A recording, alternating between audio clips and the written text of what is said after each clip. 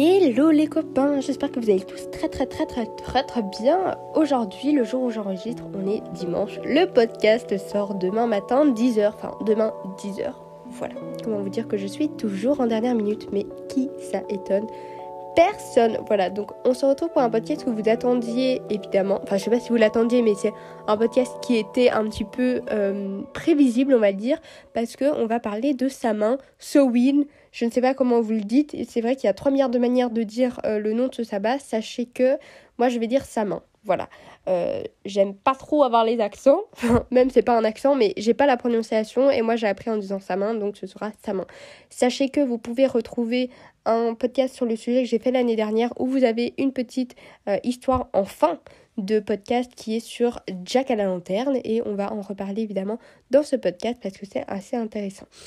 Comme d'habitude, c'est un podcast en lien avec les sabbats, donc je vais faire un petit rappel de qu'est-ce que c'est qu'un sabbat, etc. Donc le basique du basique. Et je vais vous partager un petit peu qu'est-ce que moi je vais faire pour le sabbat et qu'est-ce que j'aurais fait en général, qu'est-ce que je fais en général pour le sabbat, sachant que Samin, c'est vraiment un podcast... Samin, c'est vraiment un sabbat que j'apprécie énormément et qui est quand même très important, je trouve, même au niveau de la roue de l'année. Enfin, soit... Vous allez me dire, mais Manon, pourquoi tu sors le podcast cette semaine alors que Samin, c'est la semaine prochaine? Oui, je sais. Eh bien, tout simplement parce que la semaine prochaine, on a une invitée. Normalement, je touche du bois, ne me portez pas l'œil s'il vous plaît. On a une invitée qui va nous parler d'un sujet qui peut être en lien avec Samin. Donc, je vous laisse un petit peu la surprise, mais sachez qu'on va certainement aborder tout ce qui est deuil, résilience, réussite, comment se relever après un gros deuil et des grosses épreuves de la vie. Donc ce sera pas un truc hyper witchy parce que l'invité en question n'est pas vraiment dans le domaine ESO. Mais c'est une personne que j'aurais aimé vous faire découvrir parce que c'est une très belle personne, je trouve. Voilà, bon, soit. Pour ceux et celles qui ont vu passer ma story aussi où je parlais de vous laisser l'occasion de passer sur le podcast ou de me contacter via une adresse email dédiée au podcast, sachez que je ne vais pas faire d'adresse mail au final parce que j'en ai beaucoup trop et que je n'ai pas assez. Je peux pas en faire une en plus. Donc, j'essaierai de faire un Google Form cette semaine ou la semaine prochaine, en tout cas au plus vite, pour que vous puissiez en fait directement communiquer ou si vous souhaitez passer sur le podcast, voilà, vous me racontez un petit peu qui vous êtes, ce que vous faites, qu'est-ce qui vous intéresse, pourquoi vous souhaitez passer sur le podcast. Sachez que je vais pas être très compliquée dans le sens où je sais que c'est casse-pied quand on doit compléter un formulaire et qu'on se dit ah purée, elle va faire en fonction du nombre d'abonnés, etc. Sachez que pas du tout, je suis pas du tout dans ce délire là. J'ai moi-même souffert de ça, entre guillemets, de oui elle a pas assez d'abonnés donc on la prend pas, ou bref, sachez que vraiment je ne vais pas faire en fonction de votre nombre d'abonnés ou si vous êtes sur des plateformes ou quoi. Moi ce qui m'intéresse c'est la personne en tant que telle, c'est le sujet qu'on va traiter. Ça peut être aussi des sujets qui ne sont pas forcément en lien avec l'ésotérisme, voilà, ça peut être des choses qui sont peut-être plus en lien avec des pratiques, des croyances, etc. Alors honnêtement, pour être tout à fait transparente avec vous, la seule chose à laquelle je vais potentiellement faire plus attention, c'est de voir entre guillemets la crédibilité, dans le sens où c'est pour ça que les réseaux sociaux sont plus avantageux parce que je peux voir directement si vous maîtrisez entre guillemets votre sujet, mais c'est pour ça. Donc si vous souhaitez compléter le formulaire pour passer sur le podcast, faites-moi bien comprendre que vraiment vous maîtrisez votre sujet et que vous n'êtes pas dessus depuis hier, quoi. Voilà. Mais sachez que je ne serai pas très compliquée. Juste, si vous n'êtes pas pris sur le podcast, ça peut arriver le mois d'après, etc. Je sais que j'essaie en général de faire un podcast invité par mois. Des fois, c'est pas possible, comme ça a été le cas en septembre. Des fois, c'est tout à fait possible. Donc, il faudra évidemment que j'agence ça. J'essaierai de répondre à tout le monde, mais ne prenez pas... si vous n'avez pas de retour de ma part, c'est pas négatif, c'est pas forcément négatif. Si vous souhaitez vraiment passer sur le podcast, il suffira de refaire le formulaire. Bon, je vous tiendrai au courant parce que pour le moment, ce serait juste une histoire de faire le formulaire. J'imagine que vous serez quand même un certain nombre à répondre au formulaire, donc j'essaierai de répondre à tout le monde, de donner un retour à tout le monde, mais sachez que mis à part le podcast, j'ai une boutique, mes études, ma vie relationnelle et peut-être ma vie sociale à gérer, ce qui fait que ça fait beaucoup d'infos, donc j'essaierai de faire au mieux, mais ne m'en voulez pas, c'est vraiment pas quelque chose de personnel. Donc voilà, enfin soit de toute façon vous pouvez m'envoyer des messages, je veux dire, je suis pas c'est pas très compliqué. Et si je vous relance pas, n'hésitez pas à me relancer. Voilà, parce que des fois, il faut savoir que je suis ce genre de personne à qui on envoie un message. Je vois le message, je pense que je vous ai répondu et au final, je vous ai jamais répondu. Donc n'hésitez pas à me relancer. Et voilà. Ne pensez pas que c'est inaccessible de passer sur le podcast. Si je vois vraiment que vous faites un truc sérieux et que vous êtes sérieux dans votre démarche et que c'est honnête, voilà. C'est tout. Sachez que je ne vais pas être casse-pied parce que machin n'a pas autant d'abonnés, du coup je ne te prends pas. Voilà, le nombre d'abonnés ne jouera pas forcément là-dedans. Voilà, j'espère que ça vous rassurera, donc j'essaierai de faire ça au plus vite. Donc parenthèse fermée, on va pouvoir revenir au podcast qui est le podcast de Samhain. Voilà, je ne sais pas comment vous le prononcez. C'est un sabbat qui arrive à très grands pas parce que c'est le sabbat qu'on peut confondre. Enfin, c'est pas qu'on peut confondre, mais c'est un sabbat qui arrive en même temps qu'Halloween, c'est-à-dire du 31 octobre au 1er novembre. Déjà, je tiens à dire que un sabbat, donc c'est une fête où on va célébrer un équinoxe, un solstice ou un changement au niveau de la nature, entre guillemets. En fait, les sabbats viennent de la roue de l'année. Et la roue de l'année, ça vient des pratiques un petit peu plus celtiques qui ont été reprises dans des croyances wiccanes. Donc, en général, c'est les Wiccans qui célèbrent la roue de l'année. Après, ça a été tellement propagé, on va dire que tout le monde peut un petit peu le célébrer. Mais il faut savoir que ça vient de ces croyances-là. Donc, ils vont être plus propices à le célébrer. Après, rien n'empêche, si vous êtes helléniste et que vous souhaitez célébrer, bon, c'est vrai que ça ne fait pas forcément partie des croyances hellénistes parce qu'il y a d'autres fêtes qui font partie des croyances hellénistes et qui sont vraiment plus associées à cette croyance-là. Mais en soi, vous faites comme vous voulez, personne ne va venir toquer à votre porte parce que vous célébrez un sabbat qui ne fait pas partie de vos, on va dire, de votre religion ou de vos croyances. Voilà, vous faites ce que vous voulez. Bon, tout ça pour dire que Samhain, c'est un sabbat qu'on va célébrer du 31 octobre au 1er novembre. Donc on met une date en général, mais les énergies sont toujours là. C'est comme les Esthbats, donc c'est-à-dire les célébrations qui sont en lien avec le cycle de la Lune. On met une date, mais les énergies de la Lune sont là quelques jours avant comme quelques jours après.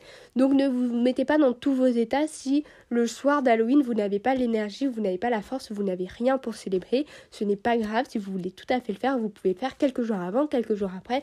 Vous faites en fonction de ce qui vous arrange. De toute façon, une célébration, une pratique, ça ne regarde que vous et personne d'autre. Vous le faites comme vous le souhaitez. Voilà, il n'y a pas vraiment de règles, ça reste comme une célébration que vous voulez faire, donc vous le faites comme vous le souhaitez, comme c'est en lien avec vos valeurs et ce que vous souhaitez faire. Voilà, tout simplement, personne, je vous le dis, personne viendra sonner à votre porte parce que vous n'avez pas fait telle ou telle chose. Donc faites comme vous voulez. En tout cas, c'est ma croyance, c'est comme ça que je le fais. Donc, Samhain, c'est le moment où le voile entre le monde des vivants et le monde des morts / le monde subtil est le plus fin. C'est-à-dire que c'est le moment où les défunts, les entités, etc. vont potentiellement pouvoir revenir dans le monde réel. Quand je dis revenir dans le monde réel, c'est que ça ne va pas créer des zombies, hein, on est d'accord, ils ne vont pas revenir dans leur corps et sortir un bras de leur cimetière. Je ne sais pas si vous avez la scène que je vous explique, mais ça ne va pas se passer comme ça. C'est en général le moment où on va célébrer les ancêtres, on va célébrer les défunts partis durant l'année. Ça peut être un moment qui peut être assez dur pour les personnes qui ont perdu des êtres chers, mais ça peut être aussi très réconfortant parce que c'est un moment où on va, par exemple, mettre à table une place en plus pour le défunt. On va allumer une petite bougie. Pourquoi la bougie est assez importante? Parce que la lumière de la bougie va permettre au défunt de retrouver le chemin de la maison avec sa petite lumière. Bon, vous avez capté. Ce qui fait que la bougie est quand même assez importante. Et puis, le symbole de la bougie et l'utilité de la bougie en sorcellerie ou dans le monde subtil, c'est quelque chose aussi qui est très... on va dire, c'est pas que c'est essentiel, mais c'est un peu inévitable dans le sens où même si vous allez allumer une bougie sur vos autels ou le fait d'allumer une bougie, même dans des religions monothéistes, c'est quelque chose qui permet de se relier en fait au divin, au monde subtil. C'est pour ça qu'on met des bougies aussi. Je sais pas si on met des bougies dans les cimetières, mais il me semble que oui, non? Ou alors il y a que moi qui ai une image de ça. J'ai l'impression que c'est quelque chose qui se fait. Enfin, soit.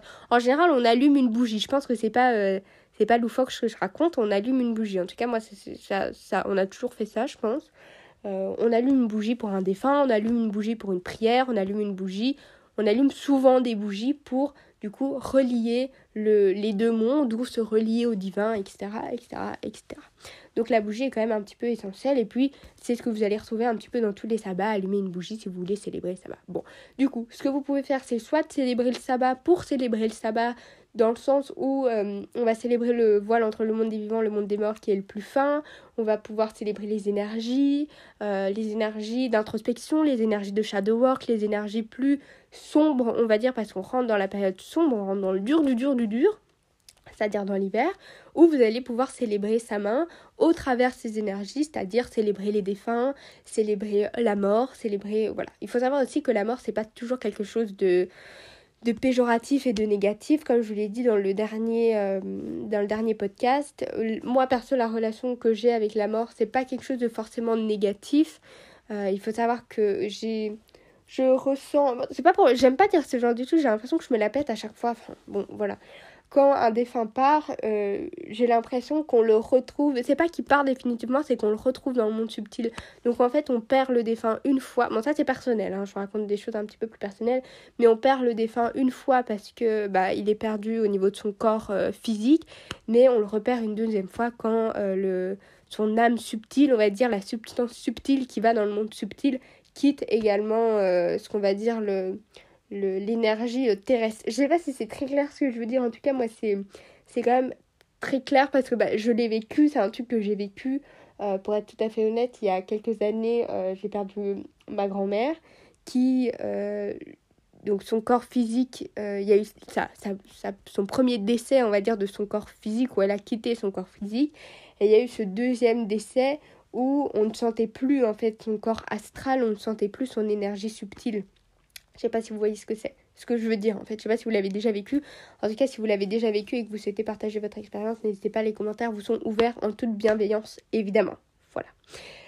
Et donc, moi, Samhain, c'est un sabbat très important parce que c'est le moment où on va pouvoir ressentir une énième fois, ou une dernière fois, ça dépend évidemment, cette énergie astrale, cette énergie subtile que les défunts peuvent nous apporter. Et même si vous ne le ressentez pas ou que vous n'avez pas cette capacité, même si c'est pas une capacité, enfin je veux dire, je pense que ça se travaille et puis vous n'êtes pas du tout obligé d'avoir ce genre de c'est pas des capacités, mais j'ai pas le nom, de facilité peut-être. Il y en a qui, c'est pas facile à vivre, donc je peux comprendre que vous n'ayez pas forcément envie de le voir et d'avoir cette capacité. J'ai pas le mot, mais bon, soit. Et donc vous pouvez tout à fait simplement faire peut-être un petit autel aux ancêtres, faire un petit endroit dédié à vos ancêtres, à vos défunts, etc. Donc qu'est-ce qu'un autel aux ancêtres ? C'est vraiment un autel comme vous pourriez avoir pour une divinité, donc un espace où vous allez placer des photos, vous allez placer des petits objets en lien avec le défunt ou l'ancêtre.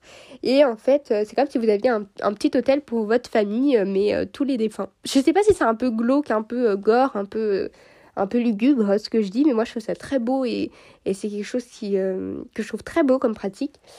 Mais évidemment, il faut avoir les épaules pour, parce que, voilà, bref, là on rentre dans tout ce qui est psychologie, je pense pas que le podcast ce soit le bon endroit pour parler de ça, mais bon, soit.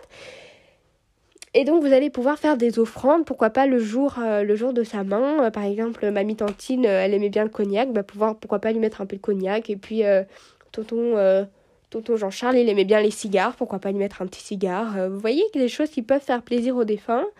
Certains, comme je vous le disais, vont vraiment, ça c'est quand même quelque chose qui est assez ancré pour sa main. Après, je sais que certains, ça peut être assez dur à vivre et à faire, donc vous n'êtes pas obligé de le faire évidemment. Mais en général, ce qui se passe, c'est que lors du repas, comme je vous l'ai dit, on va mettre une place en plus pour le défunt. On va mettre une part du repas, une petite bougie, etc. pour que le défunt puisse passer un dernier repas avec la famille. Et en général, ça se passe dans le silence. Bon, voilà. Certains vont vouloir le faire, vont avoir la capacité de le faire, d'autres pas, et c'est ok. Je veux dire, il n'y a aucun jugement à ne pas avoir la capacité ou à ne pas vouloir le faire. Chacun fait comme il veut. Et vous allez peut-être, si vous préférez, pouvoir mettre sur l'autel de vos ancêtres, pourquoi pas une petite part de gâteau pour mamie Tantine, voilà un truc qui lui ferait plaisir. Vous voyez, moi ce que je trouve important au travers de cette pratique, c'est pas tant le fait de faire plaisir aux ancêtres, c'est surtout l'impact que ça peut avoir sur vous. Et je trouve que ça, c'est aussi quelque chose dont on parle pas beaucoup dans le domaine éso, c'est que quand vous faites une offrande ou quand vous commémorez la mémoire d'un défunt, le plus important aussi, c'est l'impact que ça a sur vous, au même titre que l'impact que ça peut avoir sur le défunt, parce que c'est des moments qui sont durs, voilà, perdre un être cher, c'est des moments qui sont très très durs, qui sont très éprouvants, et pouvoir faire quelque chose qui vous fait autant du bien à vous qu'à un défunt, ou qu'à la personne chère que vous avez perdue et qui vous manque atrocement. Je compatis énormément parce que comme je vous l'ai dit, j'ai perdu Ces dernières années, voilà, la mort a beaucoup toqué près de chez moi et ce fut pas très fun. Je sais que c'est des moments qui sont très durs, donc pouvoir avoir un petit moment qu'on dédie à nos ancêtres, c'est quelque chose qui peut être très précieux. Je sais que, bon, ça, de nouveau, on sort du contexte, mais moi, ce que je fais, c'est que pour les anniversaires, je sais que ça peut être très triste de ne pas célébrer l'anniversaire d'un défunt parce que c'est des moments qui étaient quand même importants. Idem pour Noël, idem pour les moments assez importants qu'une vie de famille ou même une vie amicale peut vivre. Parce que là, évidemment, je ne veux pas du tout exclure les gens qui n'ont malheureusement pas de famille ou qui ont fait le choix de ne plus avoir de contact avec leur famille. Vous êtes libre évidemment de faire ce que vous voulez. La peine que vous pouvez ressentir est tout à fait légitime. Il n'y a pas de souci à ça. Et donc, ce que je dis, moi, peut évidemment être adapté à tout à chacun et pas forcément à des défunts humains, mais aussi à des défunts animaux, qui est aussi une perte tout aussi douloureuse, je peux vous l'assurer. Donc, c'est quand même important, et moi, je trouve que c'est des bons moments. Et donc, ce que je fais dans des moments où c'est Noël, où c'est des fêtes un petit peu importantes, j'aime bien commémorer aussi la mémoire des ancêtres, au même titre que je le ferais à sa main, parce que là, pour le coup, le voile, comme je l'ai dit, entre le monde des morts et le monde des réels est plus fin. Mais j'aime bien allumer une petite bougie, faire une petite offrande, voilà, je sais pas. Vous avez perdu votre chien, vous lui mettez des petites croquettes qui lui feraient plaisir. Je trouve que ça nous fait autant du bien à nous qu'aux personnes défuntes. Voilà, c'était ma petite parenthèse. Donc vous pouvez faire ça. Les hôtels aux défunts, c'est pas quelque chose qui est spécifique à sa main, dans le sens où vous pouvez avoir un hôtel aux défunts constamment. C'est pas quelque chose que vous êtes obligé de mettre en place pour sa main et que vous devez enlever après. Vous pouvez tout à fait le garder.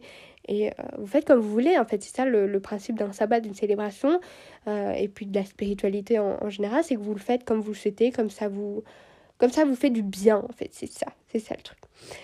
Donc vous pouvez faire ça. Après, vous avez évidemment toutes les célébrations qui sont un petit peu générales au sabbat, on va dire, comme le fait de partager un repas en famille, le fait de passer un bon moment, de faire une petite fête, de partager quelque chose avec d'autres personnes, ou de prendre soin de vous tout simplement. Faire un petit hôtel aussi pour sa main, pour Samhain. Vous pouvez par exemple décorer vos hôtels à vos divinités ou faire un hôtel de sa main. Qu'est-ce que vous allez pouvoir mettre sur un hôtel de sa main? C'est au même titre qu'un hôtel aux ancêtres, hein. C'est-à-dire que c'est un endroit que vous allez purifier, vous allez mettre des petits objets en lien avec les énergies du sabbat.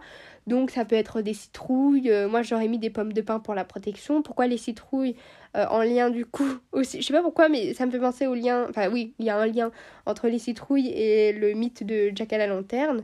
Donc vous voyez les petites citrouilles en forme qu'on décore. Je sais pas si vous avez vu la dernière vidéo de Emma Graziano avec Sora qui ont fait une citrouille d'Halloween. Voilà, déjà cette vidéo est hilarante, je vous conseille d'aller la voir, elle est très drôle. Elle est très drôle. Et ils font des petites citrouilles d'Halloween, et donc les citrouilles, donc de base c'était pas avec des citrouilles, c'était avec des navets, mais bon, la vie a fait que c'est passé à des citrouilles. Eh bien, on faisait des styles de tête un petit peu monstrueuses pour éloigner les mauvais esprits, et donc c'est pour ça que vous allez... Bon, tout le monde ne le fait pas, mais ça peut être bien aussi pour éloigner les mauvais esprits lors de cette nuit où le voile est le plus fin, pour éloigner les mauvais esprits au travers des citrouilles allumées. Voilà, je trouvais ça important et je trouve ça chouette. Donc vous pouvez mettre une petite citrouille sur votre hôtel, des petites pommes de pin pour la protection. Vous pouvez mettre des divinités en lien avec ces énergies, comme Hadès ou plus des divinités chthoniennes. Vous pouvez aussi relier pareil avec, pourquoi pas mettre des petites photos de vos ancêtres en lien avec les énergies plus ancestrales des défunts, etc. Vous pouvez faire vraiment à votre sauce, mettre des cartes de tarot en lien avec ça, des images en lien avec sa main. Voilà, vraiment vous faites à votre sauce. Mais c'est un hôtel pour avoir les énergies de sa main. Il faut savoir que c'est quoi en fait les énergies de sa main? C'est des énergies qui sont quand même assez lourdes. C'est des énergies qui vont nous pousser à rentrer dans la phase d'introspection, dans la phase un petit peu plus hivernale, un peu la Winter Arc, sans vraiment être la Winter Arc si vous êtes sur les réseaux.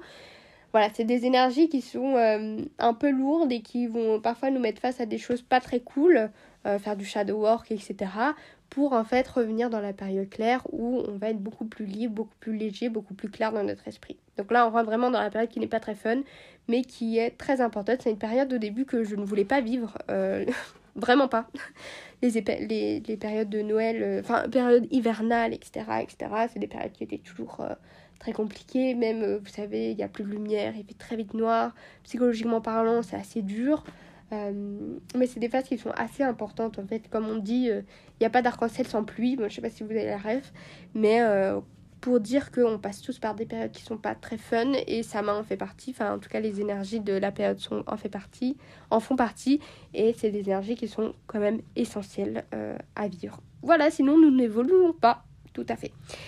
Donc vous pouvez faire ça, vous pouvez partager un petit repas, vous pouvez aller fêter Halloween avec vos amis, vous faites comme vous le voulez. Si vous n'avez pas l'énergie, vous ne faites rien, il n'y a pas de souci. Vous pouvez aussi prendre du temps pour vous, parce que comme je vous dis, c'est des énergies qui sont aussi très lourdes.